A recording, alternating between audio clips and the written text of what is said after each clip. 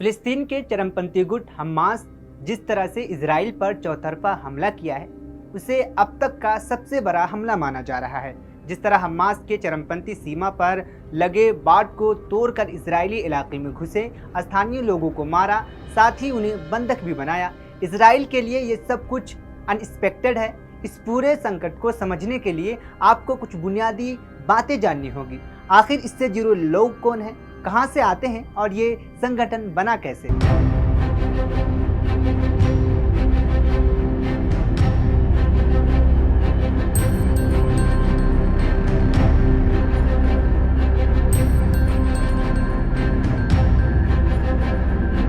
नमस्कार, मैं शहबाज और आप देख रहे हैं हिट टीवी।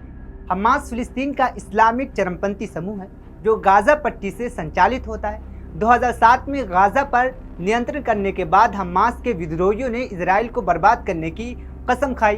तब से लेकर हालिया हमले तक ये चरमपंथी संगठन इजराइल के साथ कई बार युद्ध छेड़ चुका है।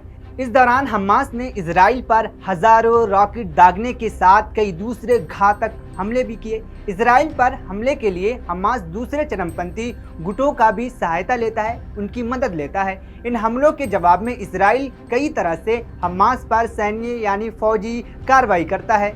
2007 के बाद से ही इजराइल ने इजिप्ट के साथ मिलकर गाजा की नाकेबंदी कर रखी है। इजराइल कहता है ये उसकी सुरक्षा के लिए जरूरी है।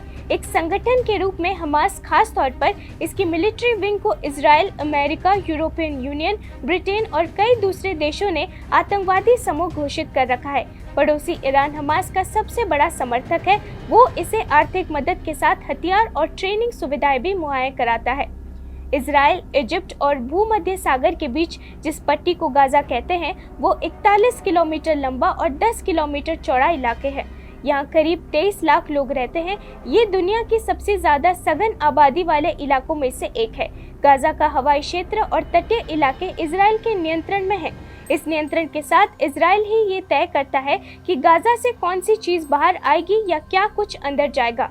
इस तरह इजिप्ट गाजा बॉर्डर पर यह तय करता है कि कौन लोग यहां से अंदर बाहर आ या जा सकेंगे।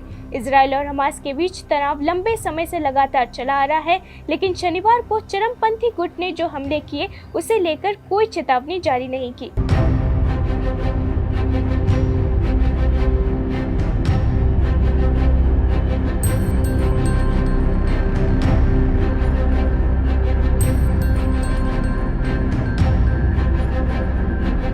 हमास ने इजराइल पर हजारों रॉकेट दागे। इसके साथ दर्जनों चरमपंथी सीमा पार कर इजरायली रिहायशों में घुस आए, जहां उन्होंने लोगों की हत्या की और कई लोगों को बंधक बना कर ले गए। इसके फौरन बाद इजराइल ने गाजा पर हवाई हमले शुरू कर दिए। इजराइल ने कहा कि वो गाजा में चरमपंथी ठिकानों को निशाना बना रहा है। बीबीसी के इंटरनेशनल एडिटर जेरेमी बोवेन ने अपनी रिपोर्ट में गाजा से किए गए हमास के हमले को अब तक का सबसे बड़ा और घातक करार दिया है। रिपोर्ट के मुताबिक इजराइल की नई पीढ़ी ने ऐसा क्रॉस बॉर्डर अटैक न ही देखा था और न ही इजराइल ने इतने बड़े अटैक का सामना किया था। हमास के चरमपंथियों ने सीमा पर लगी बाड़ को कई जगह तोड़ा और अंदर दाखिल हो गए। ये हमला 1973 के इजराइल पर 50 साल पहले के उस हमले की वर्षगांठ के ठीक एक दिन बाद किया, जिसे इजिप्ट और सीरिया ने संयुक्त रूप से अंजाम दिया था। उस हमले की तारीख और वर्षगांठ की अहमियत हमास नेतृत्व के लिए खत्म नहीं हुई है। बीबीसी के सुरक्षा मामलों के संवाददाता मानते हैं कि हमास का ये हमला इजराइल की खुफिया नाकामी का नतीजा है। इजराइल की खुफिया कमान देश के भीतर शीन बेट और देश के बाहर मोसाद नाम की एजेंसी संभालती है। इनके साथ इजराइल का पूरा डिफेंस सिस्टम और फोर्स भी जुड़ा होता है। फ्रैंक गार्डनर कहते हैं, ये बिल्कुल निराश कर देने वाली बात है कि इतने बड़े हमले की योजना की भनक तक नहीं लगी। अगर कोई अलर्ट मिला था तो समय रहते इसे रोकने की कार्रवाई भी नहीं की जा सकी। ऐसा इसलिए कहा जा रहा है क्योंकि पूरे मध्य पूर्व में सबसे समृद्ध खुफिया एजेंसी इजराइल के पास है। इसके जासूस और एजेंट सीरिया, लेबनान से लेकर फलस्तीनी चरमपंथी गुटों के भीतर तक फैले हुए हैं।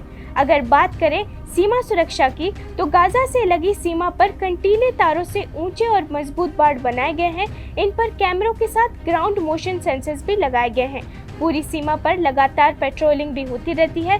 गाजा सीमा पर इतनी सख्त बाड़बंदी का मकसद था वैसे ही घुसपैठ को रोकना, जैसे शनिवार के हमले में हमास के चरमपंथियों ने किया। लेकिन हैरान करने वाली बात यह है कि हमास के चरमपंथी बुलडोजर का इस्तेमाल करते हुए कई जगह इसे ढहाकर तो कई जगह कंटीले तारों को काटकर अंदर दाखिल हो गए। इसके अलावा हमास के चरमपंथी पैराग्लाइडर और समुद्री तटीय इलाकों से भी घुसपैठ करने में कामयाब हुए। फिलिस्तीन का अस्तित्व रोमन काल से ही है। इसके तहत वेस्ट बैंक और गाजा, जो फिलहाल फिलिस्तीन के नियंत्रण में है, इसके साथ पूर्वी जेरूसलम और इजराइल के कब्जे वाले पूरा क्षेत्र आता है। रोमन काल में इस पूरे क्षेत्र को फिलिस्तीन कहा जाता था। बाइबल में इस क्षेत्र में यहूदी साम्राज्य का भी जिक्र मिलता है, इसलिए यहूदी इसे अपनी पुरानी मातृभूमि मानते हैं। साल 1948 में इजराइल ने खुद को एक स्वतंत्र राष्ट्र घोषित किया था। हालांकि जो लोग अभी इजराइल के अस्तित्व को नकारते हैं वो पूरे इलाके को फिलिस्तीन के तौर पर ही मान्यता देते हैं। फिलिस्तीनी लोग भी वेस्ट बैंक से लेकर गाजा और पूर्व यरूशलेम के लिए एक ही शब्द यानी फिलिस्तीन का ही इस्तेमाल करते हैं।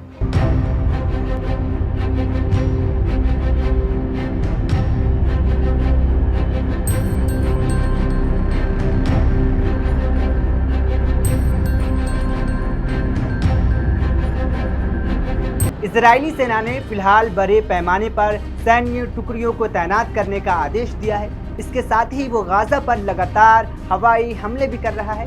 इससे ये साफ संकेत मिलता है कि इजराइल आने वाले दिनों में ग्राउंड ऑपरेशन की तैयारी कर रहा है। हमास के चरमपंथी कमांडर मोहम्मद देफ ने सभी फलस्तीनी नागरिकों और पूरे समुदाय से एकजुट होने की अपील की है ताकि इजराइल के कब्जे को उखाड़ फेंका जा सके।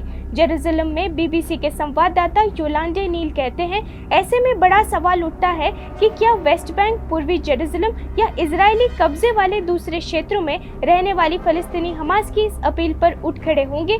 इस पूरे घटनाक्रम में इजराइल के सामने भी ये बात साफ है कि ये एक ऐसी जंग में तब्दील होगा जिसे कई मोर्चों पर लड़ना होगा। अगर हालात और भी खराब हुए तो हो सकता है लेबनान का ताकतवर चरमपंथी गुट हिजबुल्लाह भी इस जंग में कूद सकता है। तो आज की थी ये रिपोर्ट। आपको ये रिपोर्ट कैसी लगी आप हमें कमेंट करके ज़रूर बताइए। मैं शहबाज, आप देखते रहें हिट टीवी। शुक्रिया।